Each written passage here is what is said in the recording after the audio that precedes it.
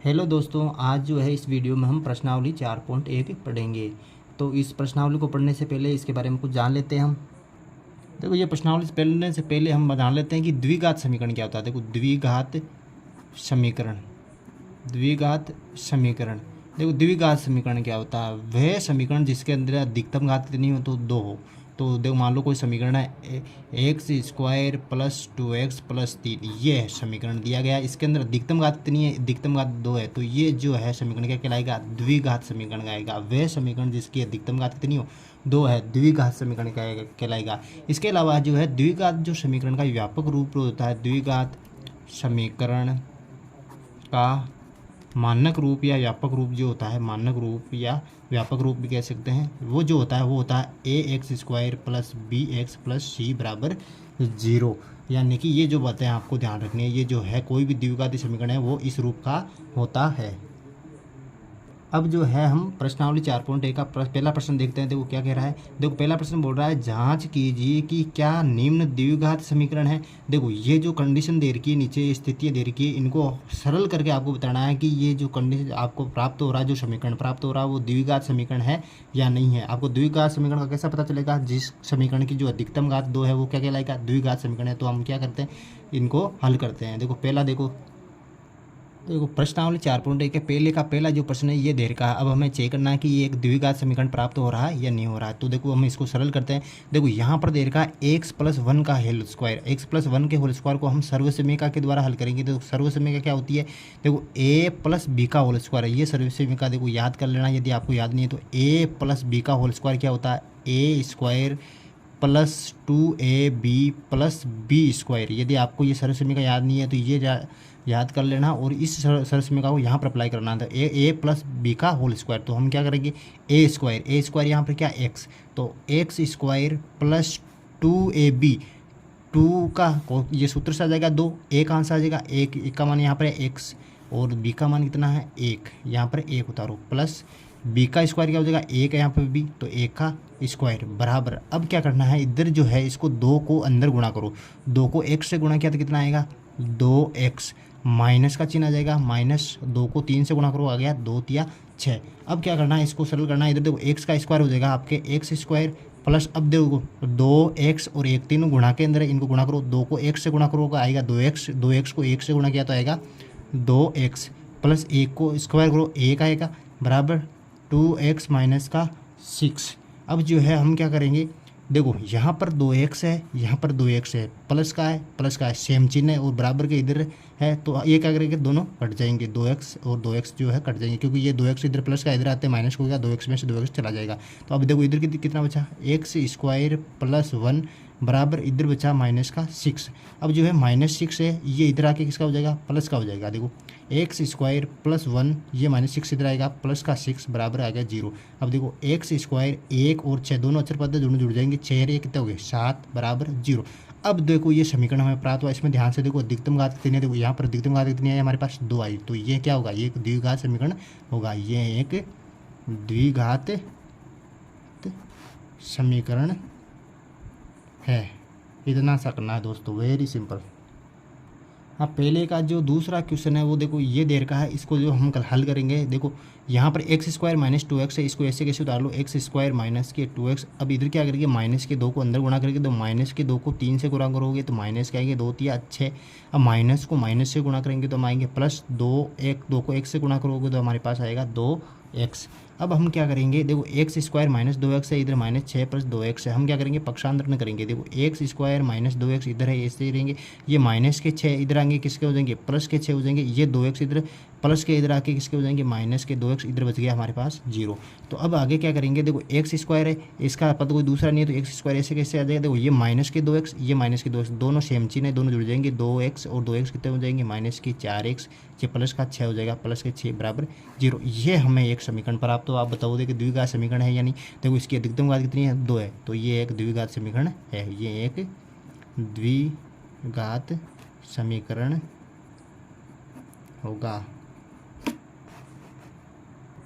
अब जो है तीसरा जो है वो इस प्रकार से दिया गया। देखो अब इसको हम सरल करेंगे। देखो इसको सरल करने से पहले क्या करेंगे, देखो इसको जो है इससे गुणा करना है, इसको इससे गुणा करना है। तो हम क्या करेंगे, देखो पहले जो है यहाँ से x को उठाएंगे और इस पूरे पद से गुणा करेंगे। देखो x को उठाओ, यहाँ से x को x+1 से गुणा कर देंगे, x+1 से गुणा कर देंगे। तो पहले क्या किया मैंने, x को x+1 से गुणा कर दिया। फिर क्या करूँगा मैं, अब -2 को उठाऊँगा, यहाँ से -2 को उठाकर इस पूरे से गुणा कर दूँगा। देखो x+1, वेरी सिंपल। अब देखो ऐसे ही इसी तरह हम जो है इसको भी गुणा कर लेंगे। पहले x को जो है इस पूरे पद से गुणा कर लेंगे। देखो x को x+3 से मैंने गुणा कर दिया।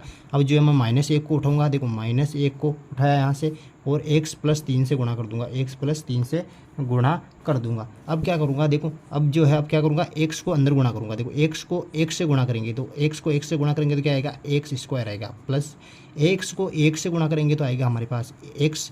अब देखो -2 को 1 से गुणा करेंगे तो आएगा -2x। अब माइनस और प्लस गुणा होकर हो जाएंगे, -2 को 1 से गुणा करोगे आएगा हमारे पास 2, बराबर x को 1 से गुणा करेंगे तो हमारे पास आएगा x² प्लस x को 3 से गुणा करेंगे तो हमारे पास आएगा 3x, माइनस x 1 को 1 से गुणा करो आएगा -x, माइनस प्लस माइनस हो जाएगा, -1 को 3 से गुणा करोगे आएगा -3।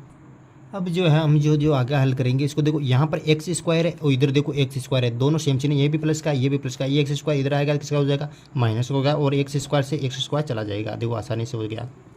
अब देखो आगे, देखो यहाँ पर x है, यहाँ पर -2x है, यहाँ -2 है बच्चे। अब इसको इनके पक्षांतर करके इधर ले आओ, 3x इधर प्लस का इधर आते किसका हो जाएगा, -3x, ये -x है इधर आते किसका हो जाएगा, +x, और ये -3 है इधर आते किसका हो जाएगा, +3, और इधर बच्चा हमारे पास 0। अब देखो ये x प्लस का है, ये x प्लस का, तो x और x मिलकर कितने हो गए, 2x हो गए हमारे पास, 2x। अब देखो यहाँ पर -2 है, ये -3 है, दोनों सेम चिन्ह जुड़ेंगे, 3 और 2 कितने हो गए, 5 हो गए, 5 किसके हो गए, दोनों माइनस के, तो माइनस के होंगे, -5x। अब देखो यहाँ पर -2 है, यहाँ पर प्लस के, यानी प्लस और माइनस दोनों विपरीत चिन्ह तो घटेंगे, तो 3 में से 2 गए तो कितना बचा हमारे पास, +1 बराबर 0 बचा। अब जो देखो यहाँ पर प्लस का 2x है या माइनस के 5x है, देखो प्लस माइनस दोनों विपरीत चिन्ह तो घटाव होगा, 5x में से 2x गए तो बचे हमारे पास 3x + 1 बराबर 0। अब देखो ये समीकरण जो द्विघात समीकरण है, देखो इसकी अधिकतम घात कितनी है, इसके ऊपर भी 1 है, इसके ऊपर भी 1 है, तो अधिकतम घात कितनी है, 1 है, तो ये एक घातीय समीकरण है, द्विघातीय समीकरण नहीं है, अतः यह द्विघात समीकरण नहीं है। इसी प्रकार जो है पहले के चौथों को भी हम आसानी से हल कर लेंगे। देखो x - 3 2x + 1 x कोष्टक x + 5 है। देखो हम क्या करेंगे, x - 3 को 2x + 1 से गुणा करेंगे। देखो किस प्रकार से करना है, देखो पहले जो है x को उठाओ और 2x + 1 से गुणा करो। तो x को उठाया, यहाँ से x कोष्टक 2x + 1 से मैंने गुणा कर दिया। अब क्या है, -3 बचा, -3 को उठाओ और बहुत ही आसानी से 2x + 1 से हम गुणा कर देंगे, बराबर x कोष्टक x + 5 को गुणा करो। तो x को अंदर गुणा करो, x को x से गुणा किया तो आया x² प्लस x को करो 5 से गुणा तो 5x। देखो एक बात ध्यान रखना, x को जो है x से गुणा करेंगे तो x² आता है और x को प्लस x से गुणा करोगे तो आएगा 2x, ये ध्यान रख लेना। तो देखो x को कोष्टक x से गुणा करोगे तो x² आ गया, x को 5 से गुणा किया तो आ गया 5x। अब जो है देखो x को अंदर गुणा करेंगे हम, देखो x को 2x से गुणा करो, देखो 2x² आ गया, देखो क्योंकि x से x गुणा हो गया और 2x² आ गया, प्लस x को 1 से गुणा करेंगे तो आ गया हमारे पास x। अब देखो -3 को 2x से गुणा करेंगे तो आएंगे हमारे पास 3 दूना 6x। अब माइनस को प्लस से गुणा किया था हमारे पास आ गया -3 एकम 3 बराबर इधर आया x² प्लस 5x। अब जो है इधर देखो हम क्या करेंगे, इनको इधर ले आएंगे। तो देखो इधर क्या बचा, 2x² प्लस x माइनस के 6x माइनस के 3, इनको जो है हम पक्षांतर करके इधर ले आएंगे। तो ये x² प्लस का इधर आता है, देगा माइनस का, और ये प्लस 5x है इधर आते हुए देगा माइनस का 5x, इधर बचा हमारे पास 0। अब जो देखो x² वाले पद देख लो पूरे, 2x² वाला पद, ये x² वाला पद, ये x², दो पद है, देखो ये माइनस का ये प्लस का, तो प्लस और माइनस दोनों विपरीत चिन्ह होते हैं तो घटाव होता है। 2x² में से 1x² गया तो कितना बचा, x² बचेगा, 1x² बच गया। अब जो देखो x वाला पद लो, x वाला पद ये एक, तो ये एक, ये माइनस के 5x है, ये प्लस का x है, माइनस के 5x में से 1x गया तो बचेगा 4x, लेकिन बचेगा किसका, माइनस का बचेगा, क्योंकि माइनस की संख्या बड़ी है तो माइनस का 4x बच गया हमारे पास। अब देखो माइनस का 4x यहाँ से बचा, अब देखो माइनस का 6x और है, तो हम यहाँ कर रही है माइनस का 6x उतार रहे नीचे ना, माइनस का 3 बराबर 0। अब देखो x², देखो ये भी x के पद ये दोनों, तो माइनस का 6x माइनस के 4x कितने हो गए, माइनस के 10x, क्योंकि दोनों चिन्ह समान है तो जुड़ जाएंगे, माइनस के 3 बराबर 0। अब जो ये समीकरण प्राप्त हुआ, अब इसको देखो ये द्विघात समीकरण है या नहीं, देखो इसकी अधिकतम घात कितनी है, 2 है, तो ये एक द्विघात समीकरण होगा, ये एक द्विघात समीकरण है। अब जो है देखो पांचवा प्रश्न भी वैसा ही है। देखो इसको भी हम बड़े आसानी से हल कर लेंगे। देखो 2x - 1 को x - 3 से गुणा करेंगे, x + 5 को x - 1 से गुणा करेंगे। देखो पहले 2x को आप जो x - 3 से गुणा करो, देखो 2x को उठाऊंगा मैं यहाँ से, 2x को उठाया, x - 3 से गुणा करूँगा, x - 3 से गुणा कर लिया। अब देखो माइनस का 1 को उठाऊंगा यहाँ से, माइनस को 1 को उठाया और x - 3 से गुणा कर लिया, x - 3 से गुणा कर लेंगे। बराबर का चिन्ह है, ये बराबर का चिन्ह ऐसे कैसे आ जाएगा यहाँ पे। अब x + 5 को x - 1 से गुणा कर लूँगा। देखो x को x - 1 से गुणा करो, x को x - 1 से गुणा कर दूंगा, +5 है यहाँ पे, +5 को x - 1 से गुणा कर दूंगा। अब जो है सामान्य से गुणा करना, देखो 2x को x से गुणा करो, आएगा हमारे पास 2x², माइनस का चिन्ह है, माइनस का 2x को 3 से गुणा करो, 2 तिया 6x हमारे पास आ गया। देखो माइनस को 1 को 1 से गुणा करेंगे तो कितना आएगा, -1, माइनस को माइनस से गुणा करेंगे तो कितना आएगा, +3। अब बराबर का चिन्ह है, x को 1 से गुणा करेंगे तो हमारे पास आ गया x², माइनस का माइनस, x को 1 से गुणा करेंगे तो आ गया -x, प्लस 5 को 1 से गुणा करोगे आ गया 5x, प्लस और माइनस हो गया -5 × 5। अब जो है हम क्या करेंगे, इनको पक्षांतरण करके इधर ले आएंगे। देखो 2x² माइनस के 6x माइनस के x प्लस 3 इधर का बच गया। अब x², ये जो संख्या है इनको इधर ले आओ। देखो x² इधर प्लस का इधर आते गया माइनस का हो गया, ये माइनस का इधर आते हो गया प्लस का, ये प्लस का इधर आते हो जाएगा माइनस का, और ये माइनस का इधर आते हुए प्लस का, बराबर का 0। अब जो है देखो 2x², एक बड़ा पद ले लो x², देखो 2 पद है x² के, तो मैंने दोनों पद ले लिए। अब देखो 2x² प्लस क्या है, ये माइनस का x² है, 2x² में से एक x² जाएगा तो कैसा बचेगा, x² बचेगा केवल, ये बच गया x²। अब x वाले पद लो पूरे, ये 1 पद, ये 2 पद, ये 3 पद। तो देखो ये माइनस का x है यहाँ पर, ये प्लस का x है, दोनों कट जाएंगे क्योंकि x में से एक x चला गया। अब यहाँ पर बचा हमारे पास माइनस का 6x और ये बचा माइनस के 5x, दोनों समान चिन्ह है, माइनस और माइनस दोनों जुड़ जाएंगे। 6 और 5 कितने होगी, 11, तो माइनस के 11x आई हमारे पास। अब जो है संख्या बची अचर पद ले लो। देखो ये प्लस का 3 है यहाँ पे, देखो ये प्लस का 3, ये प्लस का 5 है, दोनों जुड़ जाएंगे तो समान चिन्ह है, 5 और 3 कितने होंगे, प्लस के 8 बराबर के 0। यानी कि ये जो हमारे पास समीकरण प्राप्त हुआ। अब देखो इसकी अधिकतम घात कितनी है, इसकी अधिकतम घात कितनी है, 2 है, तो ये एक द्विघाती समीकरण होगा, ये एक द्विघात समीकरण है। Very simple.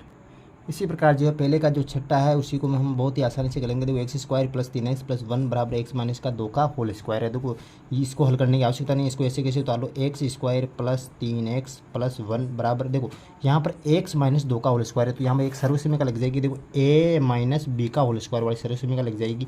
तो a - b का सर्वसमीका क्या होती है आप जानते होंगे, a² - 2ab + b²। यदि आपको याद नहीं है तो ये सर्वसमीका याद कर लेना। अब जो है इस सर्वसमीका को हम यहाँ अप्लाई करेंगे। देखो a - b का होल स्क्वायर सूत्र कहता है a² है, देखो a यहाँ पर क्या x है तो x का स्क्वायर -2 सूत्र से लेंगे -2, a का मान क्या होगा x, a का मान हो गया x।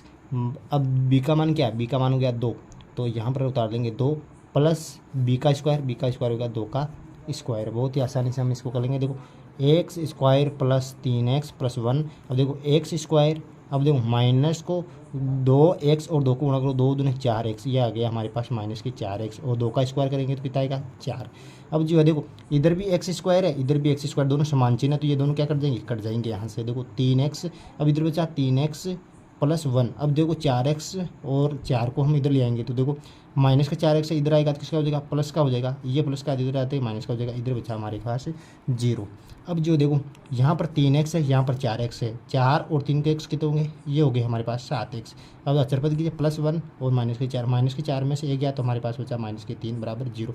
अब इसको ध्यान से देखो, ये द्विघाती समीकरण है या नहीं, देखो इसकी अधिकतम घात कितनी 1 है तो ये द्विघाती समीकरण नहीं है, अतः ये है एक द्विघात समीकरण नहीं है। अब जो हम पहले का 7वां कर लेंगे। देखो ये क्वेश्चन दे रखा है x + 2³ बराबर 2x कोष्टक x² - 1। देखो इस प्रकार इसको कैसे हल करेंगे। देखो x + 2³ दे रखी है तो a + b का होल क्यूब क्या होगा। देखो ये सूत्र आपको याद रखना है, a + b का क्यूब का सूत्र क्या होता है। देखो a³ + b³ + 3ab कोष्टक a + b, ये सूत्र है जो इस प्रश्न को करने के लिए आपको याद होना चाहिए। तो हम क्या करेंगे, x + 2³ को पहले इस सूत्र के द्वारा हल कर लेंगे। देखो x + 2³ देखो यहाँ पर क्या दे रखा है, a³ दे रखा है तो a का मान यहाँ पर क्या x है तो मैं x³ लिख लूँगा यहाँ पर x³ प्लस अब क्या b³ है, b का मान यहाँ पर क्या है 2 है तो 2 के घात क्यूब लिख लूँगा। यहाँ पर देखो थ्री का कोष्टक, ये 3 का 3 आ जाएगा सूत्र से। ए का मान क्या है, x है, तो मैं x लिख लूँगा 1 की जगह। b का मान क्या है, b का मान 2 है, तो मैं 2 b की जगह 2 लिख लूँगा। अब जो है a प्लस बी दे रखा है, a प्लस बी क्या है यहाँ पे x प्लस 2 है, तो मैं क्या लिख लूँगा x प्लस 2 लिख लूँगा। तो इस प्रकार से इसको हमने हल कर लिया है। अब जो है बराबर का चिन्ह, अब क्या करूँगा मैं 2x को अंदर गुणा करूँगा।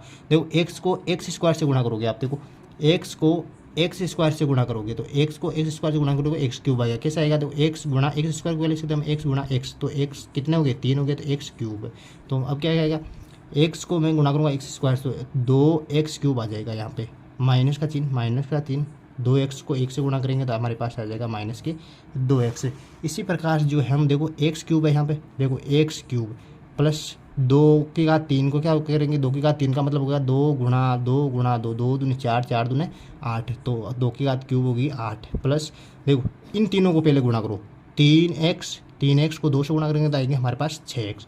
अब देखो 6x आ गए, क्योंकि ये तीनों इससे भी गुणा में है, तो हम क्या करेंगे अब 6x को इससे गुणा कर देंगे, x प्लस 2 बराबर 2x क्यूब माइनस के आगे हमारे पास 2x। अब देखो x क्यूब प्लस 8 प्लस, अब देखो 6x को अंदर गुणा करो, देखो 6x को पहले x से गुणा करेंगे तो आ गया हमारे पास 6x स्क्वायर। अब जो है हम प्लस 6x को 2 से गुणा करेंगे तो हमारे पास आ गया 12x बराबर 2x क्यूब माइनस के 2x हमारे पास आ गया। अब जो है हम क्या करेंगे, इनको जो है इधर ले आएंगे, पक्षांतर में करेंगे। देखो x cube plus 8 plus 6x square plus 12x, 2x cube इधर लाओ, माइनस का 2x क्यूब माइनस 2x को इधर ले आओ, अब प्लस का हो जाएगा, ये माइनस का है तो ये 2x बराबर इधर बचा 0। अब जो है क्यूब वाली संख्या पहले ले लो, क्यूब वाले जो पद है उनको सेलेक्ट करो, ये क्यूब वाले पद सेलेक्ट कर लिए। अब देखो एक्स क्यूब यहाँ प्लस का है, यहाँ पर माइनस का है, तो विपरीत चिन्ह दोनों घटा होगा, 2x में से 2x क्यूब में से एक एक्स क्यूब गया तो कितना बचेगा, माइनस का एक्स क्यूब बचेगा, माइनस का एक्स क्यूब। अब जो एक्स स्क्वायर वाला पद सेलेक्ट करो, ये एक ही सेलेक्ट करेंगे, एक ही है इसमें, तो 6x स्क्वायर आ जाएगा। अब जो है एक्स वाला पद सेलेक्ट करो, 12x है, ये 2x है, दोनों जुड़ जाएंगे, 12 और 2 कितने होंगे, प्लस के 14x हो जाएंगे। अब जो अचर पद कितना है इसमें, प्लस के 8, ये प्लस के 8 इससे ऐसा आ जाएगा बराबर के 0। अब ये जो हमारे पास समीकरण प्राप्त हुआ। अब इसके अंदर देखो अधिकतम घात कितनी है, 3 है अधिकतम घात, तो ये त्रिघाती समीकरण होगा, द्विघाती समीकरण नहीं होगा, क्योंकि अधिकतम घात कितनी आनी चाहिए, द्विघाती समीकरण 2 ही आनी चाहिए। यहाँ पर कितनी है 3 है, तो ये एक द्विघात समीकरण नहीं है, द्विघात समीकरण नहीं है। इसी प्रकार जो पहले का जो 8वां है जो लास्ट है वो देखो, इसके अंदर देखो क्या है, x cube minus 4x square minus x plus 1x minus 2 की पावर 3 है। देखो यहाँ पर 2 की पावर 3 है, तो ये सूत्र आपको याद रखना है, a माइनस ये सर्वसमीका है a माइनस बी का क्यूब की, ये सर्वसमीका देखो क्या होती है a cube B cube minus 3ab a minus B. ये प्रश्न करना है आपको, तो ये सर्वसमीका याद करनी है, अभी तक आपको याद नहीं है तो ये सर्वसमीका याद कर लेना। अब देखो हम जो है इस प्रश्न को हल करेंगे। देखो ये एक्स क्यूब दे रखा है, यहाँ पर एक्स क्यूब ऐसा कैसे आ जाएगा, माइनस के 4x square minus x plus 1। आपको क्या करना है, इसके अंदर ये जो सर्वसमीका वो अप्लाई करनी है। देखो यहाँ पर क्या है a क्यूब है, तो a की जगह यहाँ पर क्या x है, तो x लेंगे हम एक्स क्यूब माइनस b की जगह क्या है, यहाँ पर 2 है, 2 का क्यूब लेंगे माइनस के 3, ये सूत्र से आ जाएगा 3। a का मान क्या है x, यहाँ पर क्या ले लेंगे x ले लेंगे, और b का मान क्या है यहाँ पर 2 है, तो हम क्या ले लेंगे 2 ले लेंगे, a माइनस b का x माइनस 2, यहाँ हमने कि x माइनस 2, ये आ गया हमारे पास। अब क्या करेंगे, इसको हल करेंगे हम। देखो ये तो हल लिए पहले से, इसको ऐसे कैसे डालो, x cube minus 4x square minus का x प्लस 1। अब इधर देखो ये एक्स क्यूब है, यहाँ पे ये एक्स क्यूब आ गया, 2 की घात क्यूब होती है माइनस के, हमारे पास 8 आ जाएंगे। अब देखो 3 दूना 6x, ये आ जाएगा माइनस के 6x। अब जो ये संख्या है पूरी इससे भी गुणा में है, तो हम 6x को इससे गुणा कर देंगे, x माइनस 2। अब देखो एक्स क्यूब माइनस के 4x square minus x plus 1 बराबर आ जाएगा हमारे पास एक्स क्यूब माइनस के 8। अब देखो माइनस 6x को करो x से गुणा, तो आ गया हमारे पास माइनस के 6x स्क्वायर, माइनस को माइनस से गुणा करेंगे तो आगे प्लस 6 दूने 12x आ गया हमारे पास, आ गया समझ में आपको। अब देखो अब क्या करना है आपको, देखो इधर प्लस का एक्स क्यूब है, इधर भी प्लस का एक्स क्यूब है, ये दोनों जो है आपस में कट जाएंगे। अब देखो अब इसको हम इधर ले आएंगे पूरे को, देखो माइनस के 4x स्क्वायर हो गए, इधर माइनस के x प्लस 1, ये आ गए तीनों। अब इनको जो है हम इधर लाएंगे, देखो माइनस का 8 है, इधर आते किसका हो जाएगा, प्लस का 8 हो जाएगा, ये माइनस का 6x स्क्वायर इधर आते किसका हो जाएगा, प्लस का 6x स्क्वायर हो जाएगा, ये प्लस का 12x इधर आते किसका हो जाएगा, माइनस का 12x, ये आ गया हमारे पास 0। अब जो हम इसको हल कर लेंगे, देखो पहले जो है एक्स स्क्वायर वाले पद सिलेक्ट करो, ये एक्स स्क्वायर का पद है, ये एक्स स्क्वायर का पद है। अब देखो प्लस और माइनस दोनों घटेंगे, 6 में से 4 गए तो कितने बच गए, 2 बचेंगे, तो 2 एक्स स्क्वायर हमारे पास बच गए। अब देखो यहाँ माइनस का एक्स है, यहाँ माइनस के 12 एक्स है, हमने क्या किया एक्स वाले पद सिलेक्ट कर लिए, ये माइनस का, तो माइनस के 12 एक्स और माइनस का एक्स हो गया हमारे पास माइनस के 13 एक्स। अब जो है देखो अचर पद सिलेक्ट करो, 8 है और 1 है, 8 है तो 9 बराबर 0। अब इस समीकरण को देखो, ये द्विघात समीकरण है, इसकी अधिकतम घात कितनी है, 2 है, तो ये एक द्विघात समीकरण होगा, ये एक द्विघात समीकरण होगा। Very simple. जो है देखो प्रश्नावली 4.1 का दूसरा प्रश्न क्या बोल रहा है, ये निम्न स्थितियों को द्विघात समीकरणों के रूप में निरूपित कीजिए। देखो ये स्थितियाँ दे रखी है 4, इनको केवल आपको द्विघात समीकरण के रूप में निरूपित करके बताना है। तो देखो इसी प्रकार आपका पहले प्रश्न के अंदर एक आयताकार भूखंड दे रखा है, देखो आयताकार भूखंड बना लेता हूँ मैं। देखो एक आयताकार भूखंड दे रखा है, ये आयताकार भूखंड हो गया, इसकी ये लंबाई हो जाएगी और ये क्या हो जाएगी हमारे पास चौड़ाई हो जाएगी। अब देखो इसके अंदर कंडीशन क्या दे रखी है कि क्षेत्र की जो लंबाई है, ये लंबाई जो है चौड़ाई के दुगने से एक अधिक है, तो हम क्या मान लेंगे, चौड़ाई मान लेंगे। माना आयताकार भूखंड की चौड़ाई, हम चौड़ाई मान लेंगे x मीटर, तो लंबाई क्या हो जाएगी, लंबाई हो जाएगी देखो चौड़ाई के दुगने से, ये चौड़ाई है x, चौड़ाई के दुगने से, चौड़ाई का दुगना कितना होगा, 2x हो जाएगा, यानी कि दुगना करना है तो 2x, दुगने से एक अधिक है तो 1 जोड़ दो इसके अंदर, तो लंबाई क्या हो जाएगी 2x + 1, यानी कि ये हो गया हमारे पास 2x + 1। अब जो है आयताकार भूखंड का क्षेत्रफल दे रखा है, देखो आयताकार भूखंड का क्षेत्रफल कितना दे रखा है, आयताकार भूखंड का क्षेत्रफल हमारे पास कितना दे रखा है, 528 मीटर स्क्वायर दे रखा है, 528 मीटर स्क्वायर जो दे रखा है हमारा, इसका जो क्षेत्रफल दे रखा है। अब हम जानते हैं कि आयत का क्षेत्रफल क्या होता है, लंबाई गुणा चौड़ाई होता है, तो आयत का क्षेत्रफल सूत्र लगाओ यहाँ पर, लंबाई गुणा चौड़ाई, ये जो सूत्र होता है किसका, आयत का भूखंड का होता है, आयत का जो सूत्र होता है। अब देखो 528 कितना दे रखा है, 528। अब जो आप लंबाई की जगह लंबाई रखो, लंबाई कितनी दे रखी है, 2x + 1, तो हम रख देंगे 2x + 1। अब चौड़ाई की जगह चौड़ाई रखो, x है, चौड़ाई कितनी है, x है, तो x बराबर आ जाएगा हमारे पास 528। इसी प्रकार हम क्या करेंगे, अब x को जो है अंदर गुणा कर लेंगे, देखो x को पहले 2x से गुणा करो, कितना आएगा 2x स्क्वायर, प्लस x को 1 से गुणा करो, कितना आएगा x बराबर 528। अब क्या करें, 528 इधर प्लस का इधर आते कितना होगा, माइनस का हो जाएगा, 2x स्क्वायर + x - 528 बराबर 0। अब आगे इसको नहीं करना है क्योंकि ये कह रहा है कि केवल द्विघात समीकरण के रूप में हल करो। देखो इसमें अधिकतम घात कितनी है, 2 है, तो ये एक द्विघात समीकरण होगा, तो इसको द्विघात समीकरण के रूप में हमने निरूपित कर दिया है। Very simple. इसी प्रकार जो दूसरा प्रश्न है, देखो क्या बोल रहा है, दो क्रमागत, देखो दोस्तों क्रमागत का मतलब होता है लगातार, दो क्रमागत धनात्मक पूर्णांकों का गुणनफल 306 है, तो हमें पूर्णांकों को ज्ञात करना है। देखो इसके अंदर दूसरे के अंदर जो है दो धनात्मक पूर्णांकों की बात हुई है, क्रमागत धनात्मक पूर्णांकों की बात हुई है, धनात्मक पूर्णांक, एक शब्द प्रयोग हुआ क्रमागत का मतलब होता है लगातार, क्या होता है, लगातार। अब देखो कोई भी हम दो धनात्मक पूर्णांक लेना है, दो धनात्मक पूर्णांक ज्ञात करने हैं, मान लो कोई धनात्मक पूर्णांक है, प्लस में लेना x मान लेते हैं हम, तो इसका जस्ट अगला जो धनात्मक पूर्णांक क्या होगा, x + 1 होगा। मान लो कोई धनात्मक पूर्णांक है 4, तो इसका अगला कौन सा होगा, 5 होगा, तो 5 को क्या लिख सकते हैं, 4 + 1। तो इसी प्रकार जो आपको समझना, दो धनात्मक पूर्णांक हम क्या मानेंगे, पहला जो धनात्मक पूर्णांक मान लेंगे हम x, और दूसरा धनात्मक पूर्णांक जो है होता है ही क्या हो जाएगा, x + 1। तो हम मान लेते हैं कि माना प्रथम धनात्मक पूर्णांक यह हमने मान लिया x, तो दूसरा धनात्मक पूर्णांक कितना हो जाएगा, दूसरा धनात्मक पूर्णांक कितना हो जाएगा, x + 1 हो जाएगा, तो दोनों लगातार हो गए, क्रमागत हो गए, तो x + 1। अब देखो इनका गुणनफल दे रखा है, दोनों का, इन पूर्णांकों का गुणनफल दे रखा है। देखो पूर्णांकों का गुणनफल हमारे पास दे रखा है 306।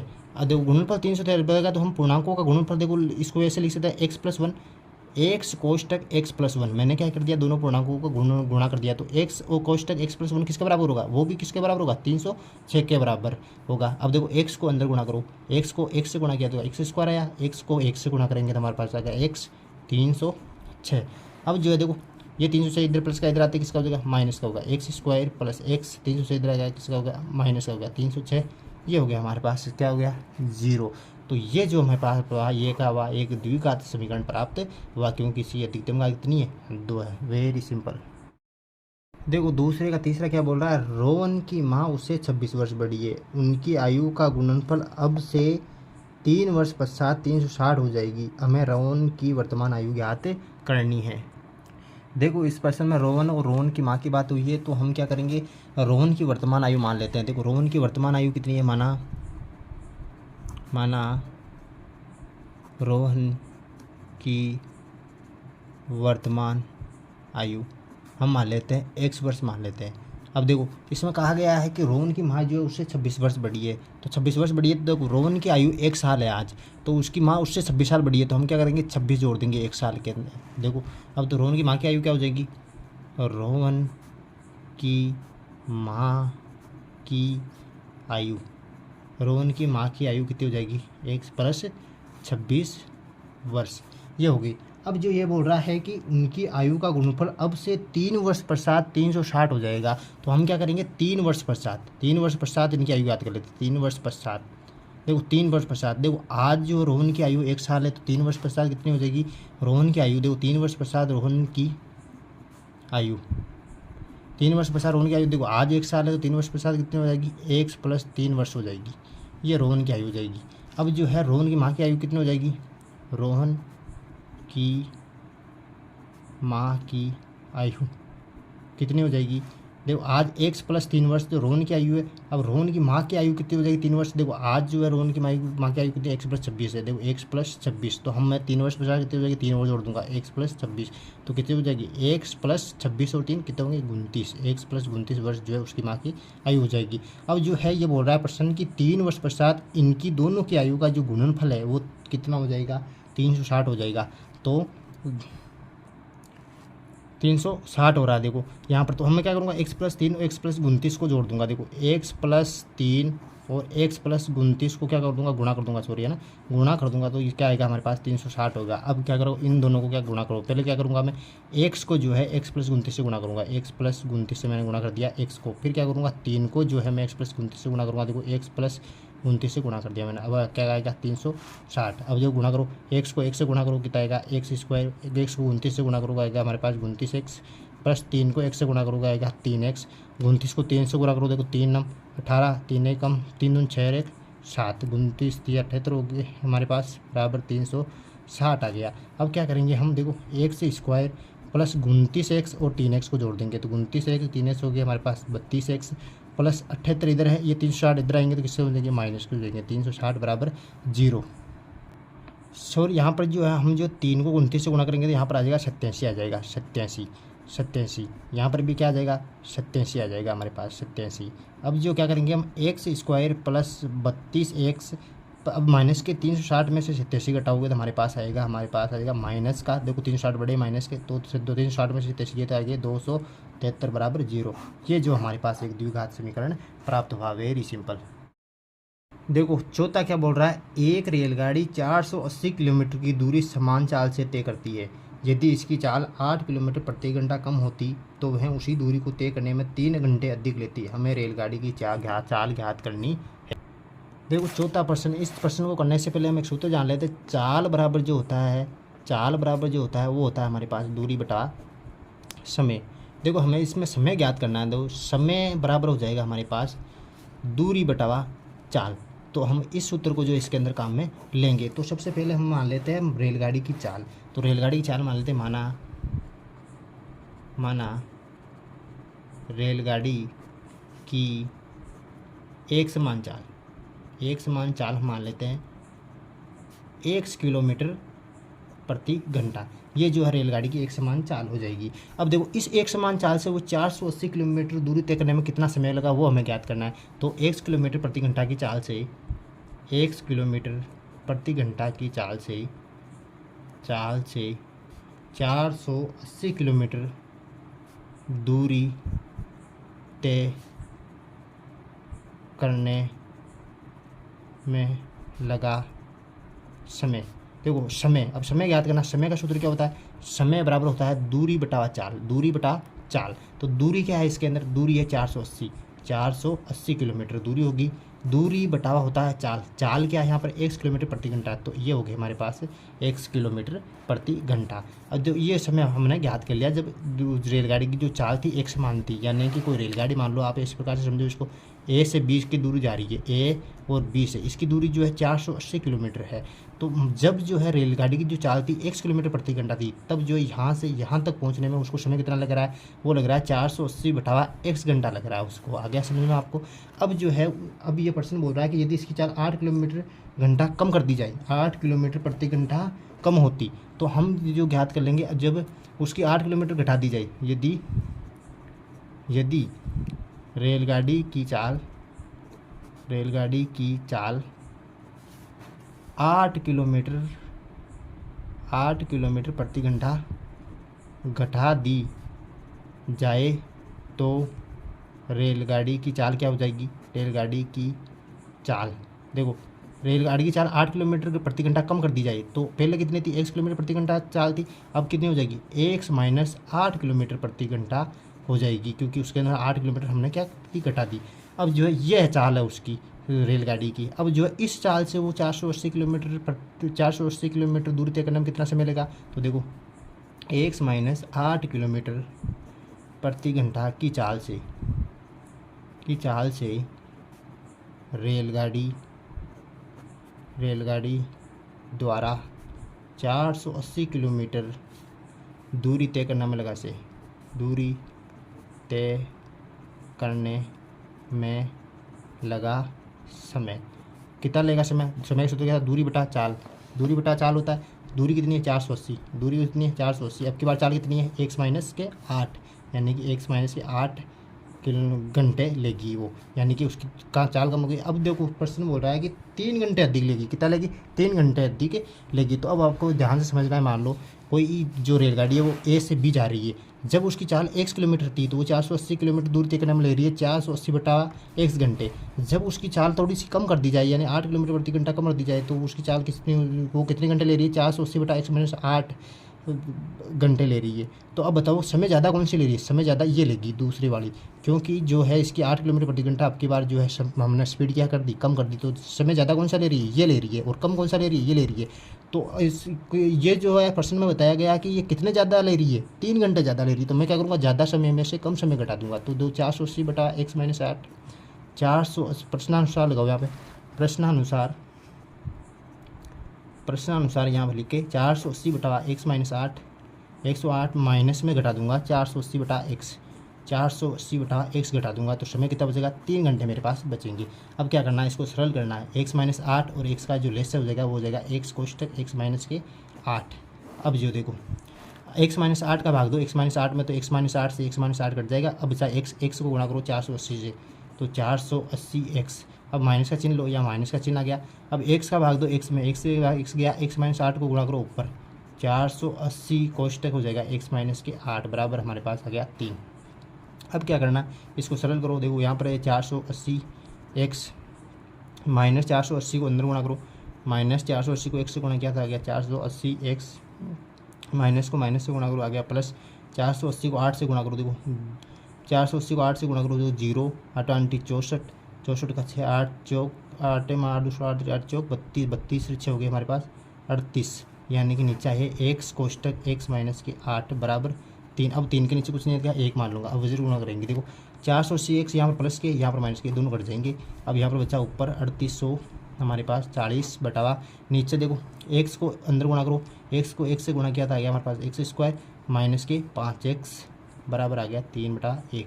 अब जो है मैं वजन गुणा कर लूँगा, 1 को ऊपर गुणा करो तो आ गया मेरे पास 3840 बराबर 3 को अंदर गुणा करो, यहाँ पर नीचे गुणा करो 3x स्क्वायर माइनस की 3 5 15x। अब 3840 को उधर ले जाऊँगा मैं, तो क्या हो जाएगा 3x स्क्वायर माइनस के 15x माइनस के प्लस के इधर जाते माइनस के 3840 बराबर के 0। अब जो है मैं क्या करूँगा, सभी पदों के अंदर 3 का भाग दे दूँगा, 3 का भाग दे दूँगा, 3 में 3 का भाग दिया तो आया x स्क्वायर 3 5 15 5x माइनस 3 1 कम 3 3 दूनी 6, 2 बचे 3 8 24, 0 बराबर 0। एक्स स्क्वायर माइनस की 5x माइनस की 1280, ये जो हमारे पास एक द्विघात समीकरण प्राप्त हुआ। ये है जो द्विघात समीकरण है।